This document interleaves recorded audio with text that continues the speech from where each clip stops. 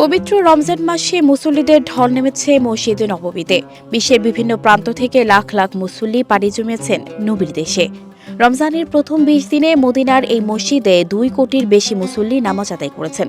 শনিবার আরব নিউজের এক প্রতিবেদনে এই তথ্য জানানো হয়েছে।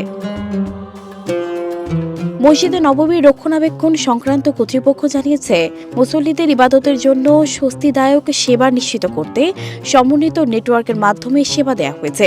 শেষ রমজানের আগে মুসল্লিদের উপস্থিতি আরও বাড়ছে। কর্তৃপক্ষ জানিয়েছে, শবে কদরের আগেই মুসল্লিদের সংখ্যা ১,৯৯,০০,০০০ পৌঁছেছে।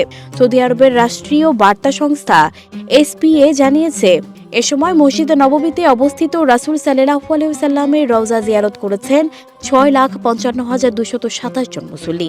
তাদের মধ্যে ২,৯৬,০০০ জনই নারী ছিলেন।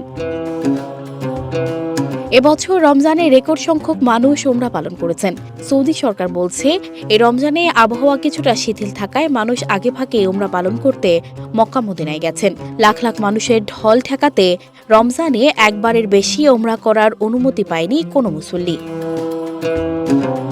এদিকে আল জাজিরা জানিয়েছে, ইসরায়েলের কঠোর নিষেধাজ্ঞা উপেক্ষা করে শুক্রবার ইসলামের তৃতীয় পবিত্রতম স্থান মসজিদুল আকসায় ১,২০,০০০ মুসল্লি পবিত্র জুমার নামাজ আদায় করেছেন।